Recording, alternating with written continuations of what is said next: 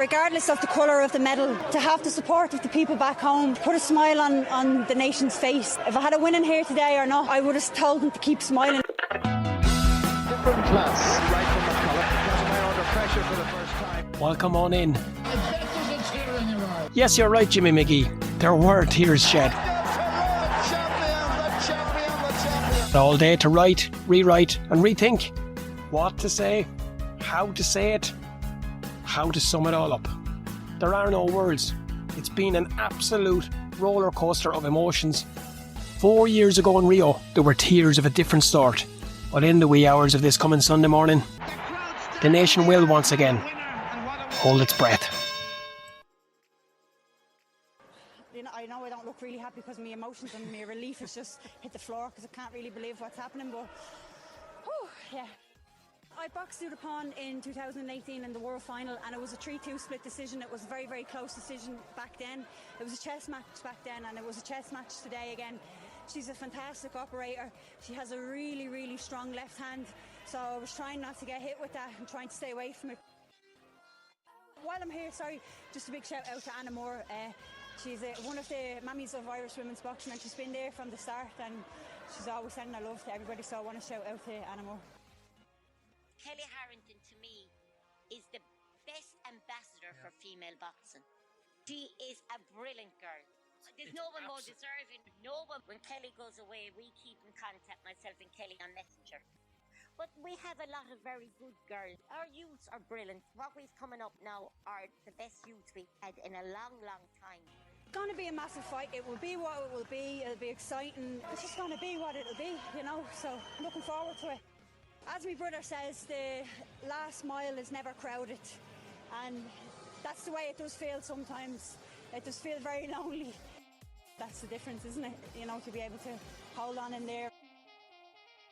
Hakuna Matata. You know, I'm not doing this podcast gig all that long. Put it into perspective. Rio Olympics, I wasn't doing this. I was still watching from a distance. It was still an idea, a wish, a want. But I have watched and listened and learned and paid heed to how pundits phrased their questions, to how commentators coined their phrases, and how interviews before, during and after different competitions are carried out. For a long, long time, I often get slagged by friends, family and anybody else that's been unfortunate enough to be with me in a long car journey where I'm practicing tone, practicing pitch, and just questions in general, and how I phrase them, how I turn them, how I manage to put them into a situation or a scenario, just everything. But what you're seeing there and what you're listening to in that 60-second clip, or in any of those clips in the red zone, immediately after, moments after, momentous, historical fights. Sometimes they've been beaten, sometimes they've won, sometimes they've let themselves down, sometimes there's an absolute whirl of emotion going through that lady's mind right there and then. And for her to be that composed, for her to be gathered, collected, that in itself is incredible. And she does make apologies at points, and I think that's just being polite. I think it's probably trying to find some room to think and just that couple of seconds just to borrow, to think, to get her thoughts together, to be able to convey them, because it's definitely the most brilliant interview I've heard in, I don't want to say forever because it could be a little bit dramatic, but in forever. It's incredible. Truly incredible. For her to be able to compose herself enough to think, to pick points of the fight, obviously didn't go too much into the fight because that'll be replayed at 1,000,000 miles an hour.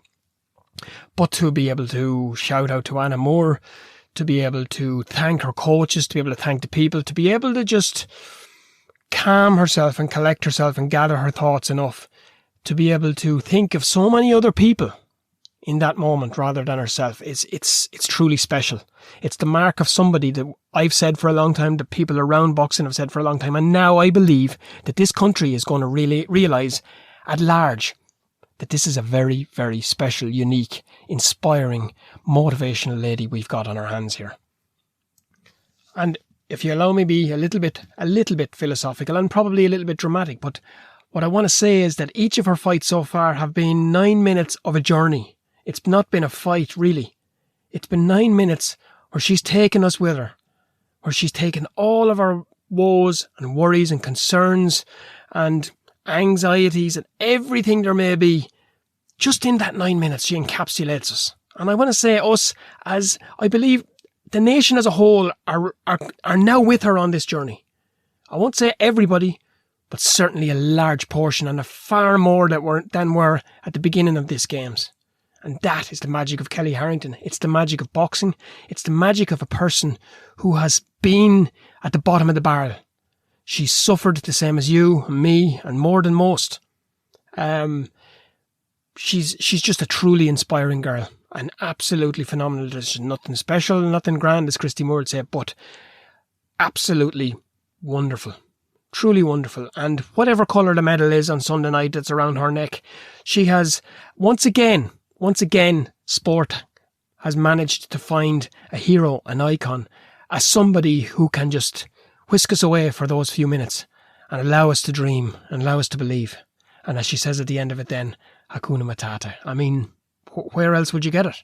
And I hope somebody around Kelly, I hope her manager or agent or her coach or somebody or her family reach out to Disney, get them in on board this. Who knows what might come of it, but perhaps, and most likely nothing.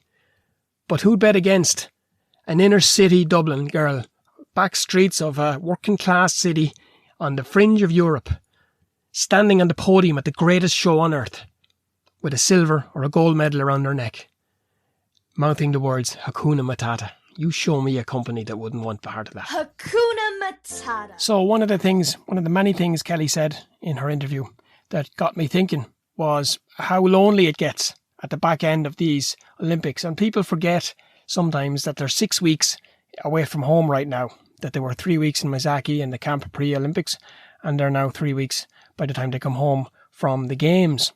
She was a week there before she started the fight, and like waiting for a bus in Ireland or in Dublin, you might wait there for a week or for an hour, and then all of a sudden two will come along, and as has been the case with herself. But hasn't affected her, hasn't stunted any progress, hasn't in any way, shape or form dulled her enthusiasm. But it did get me thinking about the mental side of it. And of course, boxing and life, everything, as my recent guest coach Phil Leroux told us, everything we do is a learning curve. And it got me thinking about the mental impact of friends, teammates, colleagues who she has to see absolutely at the bottom of the barrel when a result goes against them. And one by one, she has seen Irish fighters bow out and have to leave probably the immediate environment or the immediate surroundings. That has to be tough. It has to be tough if you're not prepared, if you're not resilient, if you're not ready. And a guest that we have on here quite regularly, who has, of course, been down this road back in 1992 and came away with a silver medal and reignited the Olympic dream for Irish boxing and for Irish boxers and fans. A fella who I've been really fortunate, really lucky and really delighted to get to know over the last couple of years. Wayne McCullough, Olympic silver medalist in Barcelona in 1992. And I put a few questions to him that I saw being asked just online in general, and a few that came into my own mind over the last few days and weeks. Something Kelly alluded to, Wayne, in her interview after the fight was how it gets a little bit lonely almost as the days pass and the games progress, teammates and colleagues having to leave the village. And does it get easier or harder to stay focused? Does the pressure grow? Or I think you had 5 fights, hadn't you? Yeah. It's when it starts off, it's different because everybody's together, all the whole team's together, all the boxers. You're trained together every day. Then all of a sudden, 1 loses, 2 loses, 3 loses, 4 loses, and 5 loses. Then a set was like me and Michael, and then you're down to the medal stages. Me and Michael were the last 2 stands. Everybody else is, of course, you're just trained like 2 together, and run together and stuff like that. So, but then you're coping with, busted arms, your hands hurt. And I'd say my second fight, I think I tore like a ligament in my arm or something, and I had to get treatment for 3 times a day for 3 days before my next fight. I thought it was out, and then I went into the next fight, and then the Irish team, we had a good physio and stuff, so I recovered. And then, of course, my semi-final, I cracked a cheekbone in 3 places and busted a nerve, but I had one more fight left, and I knew there was something wrong with me. After the final, I couldn't fit my teeth, and my cheek was numb from my last fight. I knew there was something wrong, but your last fight, the doctor looks at you, you're not really touch anything, just look at your hands, make sure your eyes are okay. You have to have the confidence, I think. As I said before the whole Olympics, somebody said what they should do. I said they should just take one fight at a time. You know what? Anything can happen at the Olympics. Sometimes the favourites don't win, and right now, we've seen in Harrington, I watched her last night, she fights the girl from Brazil in the final. There's a good fight. I've already said last night to my wife, I said she's getting the gold. I think so too, yeah. She everything is coming together. When you look at the build-up she's had in the last few years, she's had the injuries, she's had everything. COVID came at the absolute right time for her, and I think she's used the year, a classic example of a positive outlook, and her interviews and everything afterwards. I just messaged Anna Moore here before. I said, delighted you got the props, and people are remembering for what you do. Because she's like Tony Davitt, there's so many of those people in the background. I just said, you're going to need an agent soon, and she was delighted, she's a class act, Kelly. I would love to get Harrington over here and turn her pro. Yeah, I'd say... Team Pocket Rocket now. Yeah, there's a seat there. You'd probably need 2 spaces, because she seems to be big, long legs, but she has the style, doesn't she? She gets an Olympic gold medal. They would love her over here. They would, you know what I mean? What you don't want to see her running around Manchester or whatever. You want to see her somewhere like that. That's the style. No, the Americans would love her style. They'd love her. Yeah, the Americans are kind of, I suppose, the Olympics. The Americans were always mad, and it's called the greatest show on earth. And of course, anything with that label, they're nearly going to purposely love it for that. But they're doing really well at it, aren't they? It's a as far as the games go and success, it's a big one for America. It is because they say they've got medals. They got 4 in the medals, which is good, and I think they might get a gold. I mean, but we'll see. But it's been tough. I thought that guy Regan would have. I thought he would have got the gold, but he got beat last night. But I say no shame to him. And when you get to the medal stages, say with me and Michael, it was like we were supposed to get a medal anyway, and then you're in the bronze medalist and you're thinking, I'm getting a medal, but I still want more. You know what I mean? So you don't get. It's not that you get greedy. You just think, I've got this far. I can go all the way here. And say with me and Michael, he did and I didn't, but that's just the way it goes. And say it's just a chance you take. As well as that, did you find that the benefit of at the previous games? Did you find that helped? Yeah, me and Michael both went to the first Olympics, and we were actually 2 weight classes below what we fought at 4 years later. So it's almost like the same, like a mirror image of what we're out in the village, and you see all the big celebrities and stuff. You're like starstruck almost. Getting that experience, I think the experience alone, just getting there as a young person, benefits you for the second time. You know what I mean? Of course, we proved that, and that was, I keep on saying it, but that was before any of this high performance training. Props to Nicholas Cruz for that as well. Nicholas Cruz was responsible for them. I mean, Austin Cruz in the corner is a great guy. Loved him. He was my tea buddy. Violent gentleman. I think it's safe to say, and it's also worth noting, that Wayne McCullough was one of the most mentally tough fighters that we've seen as an amateur and subsequently as a pro. But it's amazing just to get the thoughts and the memories of a man who walked this path. It doesn't seem that long ago either. And it's funny how myself and himself connected in our very first interview over me reliving the memory of his Olympic final, and my best mate sat beside me watching it, and me not even realising until that night when I spoke to Wayne on the phone. That's when it dawned on me that my mate had been beside me. He got a great kick out of it. We've kept in touch ever since. We've connected. We've become good mates. And as you'll hear in the rest of that interview in a following episode, Team Rocket is only preparing for takeoff, and can't wait until Uncle Joe Biden lifts that ban and starts allowing some of us to travel. It's important to finish off the profiles as well of these fighters. I think it's safe to say Kelly Harrington's profile is being seen and built as we progress, and as we shall see in the final. But another girl who we haven't yet profiled is Aoife O'Rourke. She's of course from the Castlereagh Boxing Club in Roscommon. She is a middleweight who has been on the crest of a wave, and really and truly her star started to rise back in 2019 at the European Championships in Spain, where she picked up the gold medal there. From there on, it began to crescendo. She was starting, the curve was going upwards and upwards. She was going to international tournaments. She was winning. She was representing. She was performing well. She was winning medals. And when the qualifications came around, of course, delayed by the COVID and the pandemic lockdowns and everything else, but it didn't hinder her in any way, shape or form. She hit the ground running in London. She got a couple of wins under the belt. She qualified and she took her place in Tokyo on merit. She doesn't say a whole lot. I've reached out to her a few times. She explained how she wanted to just fly below the radar and leave the media side of things until she was done. And that was 1,000,000% understandable. But I did manage to find a few words from the lady herself online. Not too easy, Aoife. I'm looking forward to catching up with you when you do get back. And just an incredible performance, incredible few years. And what an exciting prospect. What an exciting idea it must be for her to look ahead in Paris in only 3 years' time. I just went for fitness. For football, I played GA in the club in Castlereagh, and the boxing was really good for fitness. Went to try and improve it and ended up sticking with it. It's a new enough club. It opened in 2011. Castlereagh Boxing Club. It was right beside me, but I didn't actually go into it till 2014. There was young girls there. There was all ages. Like a few of them still at it today. When I first mentioned about going training, it was a no-go. Like one day after school, I kind of just went down to the club myself. By the time I went to my first All-Irelands, they came to watch me. So they're learning, like every training session I do, which is like I'm learning loads, and I think it's just a matter of putting it into practice, getting good spars and going to tournaments.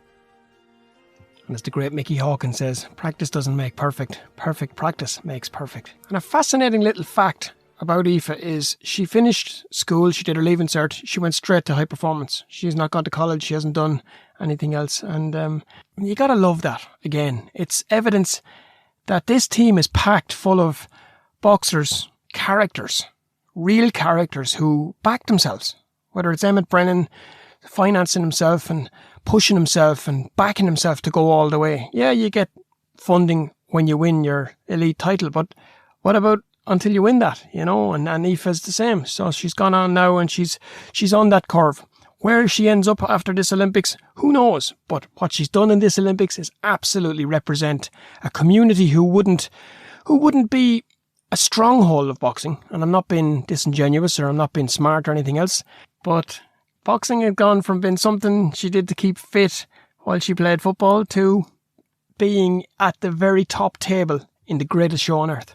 And well done to you, girl.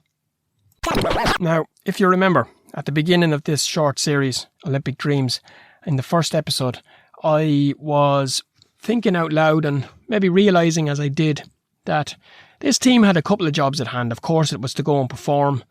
Of course, it was to go and deliver at the very best they can deliver.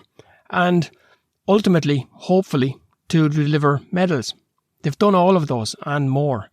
But the bigger picture, I suppose, and one that kind of went, that might not have been recognised or might not have been spotted, and I'm not saying it's the case either, but as I was thinking about it, it dawned on me that this team had a task to win the hearts and minds back of the Irish people. Now, it's not to say that they've done nothing wrong, but don't forget, 2016, Rio, it left an awful lot of stains, it left an awful lot of clouds, it left an awful lot of questions, and sadly, the sport that delivers, the only sport that delivers consistently, regularly, always, was the one that came away seemingly having to answer more questions. And I started to record this episode earlier in the week, and it was done in a far different tone to what I basically tore it up, deleted it and started it again, because I wasn't liking the tone of some of the questions I was hearing from, we'll call the national broadcaster, and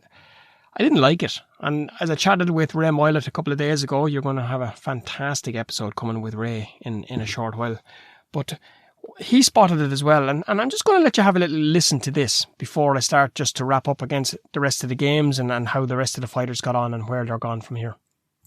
Yeah, it's a little bit disappointing for him, for us, for his family and for his club at home. We've got to remember what he has achieved. You know, he's been a European medalist, been an Olympic medalist. He's joined an elite club of, there's only 16 boxers. He's put in performances here that have been world class. He deserves to be an Olympic medalist. Can you give me a timeline between the final bell in his fight on Friday and this morning's ultimate decision? Yeah, you know, as Aidan came out of the ring, he said he just felt a bit sore and he's a bit of pain down in his ankle, and from there we started to monitor it and started to give him every opportunity that we possibly could. Was there scans that suggested it was a serious injury? Our main focus was trying to get Aidan into the ring. That's what he wanted. Aidan wanted to try all he could to get ready for today. Mm-hmm. Truly bizarre line of questioning. I could go on. I won't. It doesn't matter. I hope the interviewer looked at that back and just sent himself a get well card, because crazy. As if anything other than a crippling injury would stop a boxer, a competitor, an athlete of any sport, of any code, from participating in a fight which would ultimately reward him with a silver or gold medal. Props to Bernard Dunn there too. I think he held his cool. He answered like the old pro that he is. But if you'd have seen the look in his eye, I think, when one or two of those questions were delivered, if I was that interviewer, maybe I might have just got a little bit of a chill. So Aidan was to finish up with a bronze medal, was not able to take to the ring. Turns out, according to an interview I heard this evening, fractured one ankle and sprained the other. So the question mark that may have been over his withdrawal from the semi-final is gone. End of story. Another fighter who lit the place up, who absolutely hit the ground running, despite the worries that I had in the early phase, was Kurt Walker. I mean, that man was razor thin against Duke Reagan, who went on, I thought, was going to win the final. He was subsequently beaten in the final. Brings a silver medal home. But Kurt, of course, hit the ground running in the first round against the Spaniard. Second round had a world champion and right in front of him, the number one seed, the Uzbek, and he beat him. What a sensational result. Just to remind everybody, as if they needed it, that he is what he is. He's a legitimate world-class talent. Are we going to see him back in the singlet? Are we going to see him in Paris in a few years' time? Who knows?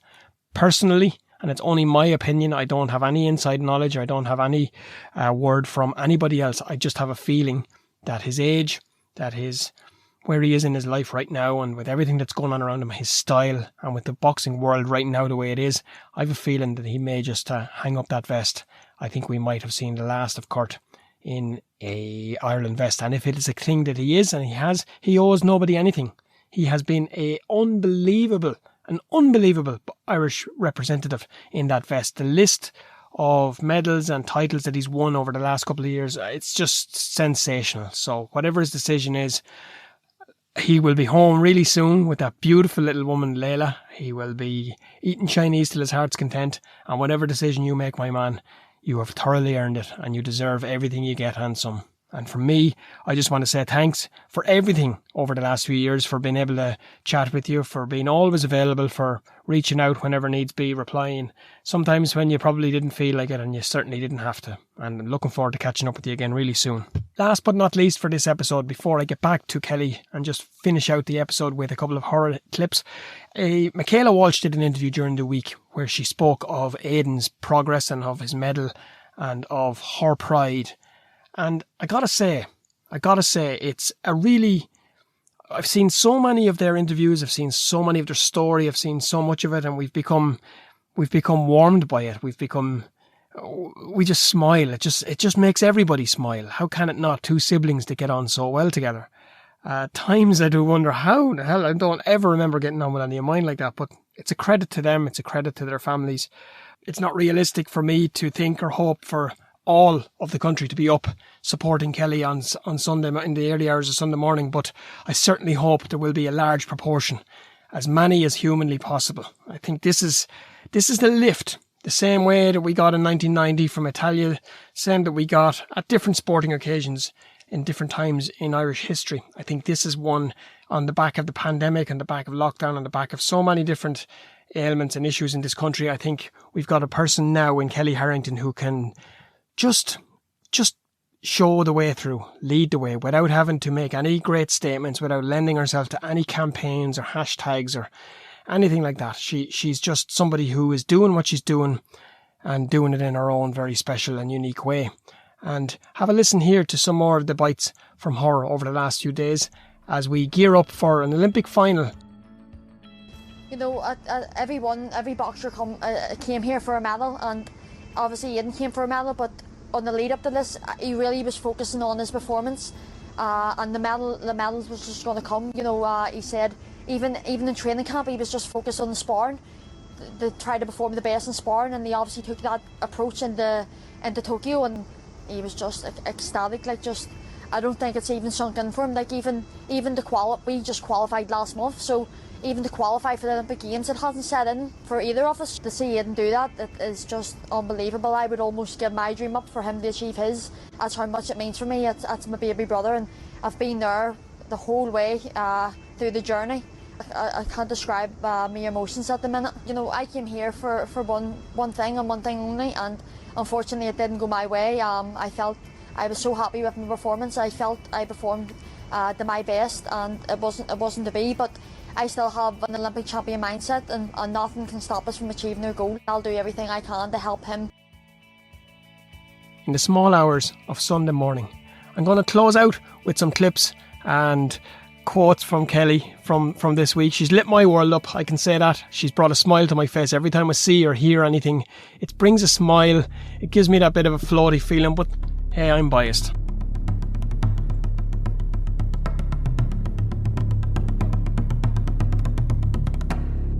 It's all about performance, really, you know. So you don't want to be going into every single tournament with pressure, you know, like, so it's more about performance. So if you go out there and you perform well, then performance will speak for itself. So I'm not going out thinking, geez, I need to get a medal, like, you know, like, I need to do well, I need to get a medal, I need to, you know, I'm just going out there thinking, I need to perform, I need to turn up, and I need to see where I'm at, really. Like, I want to be at the races. Like, sometimes I feel pressure and sometimes I don't, because I still, like, I don't know, like, it doesn't feel like, I just feel normal. Like, I don't go around thinking I'm world champion. I don't introduce myself as how I'm Kelly Harrington, I'm world champion. I'm like, I'm just Kelly Harrington. I train every day. I do the same thing as what my other teammates do, and we're all aiming for the exact same thing. And while there's a target on my back, everyone's out there to be beat, and I know that, and I have it in my head, so I'm quite grounded, and I'm just ready for whatever comes. And what's meant for you won't pass you.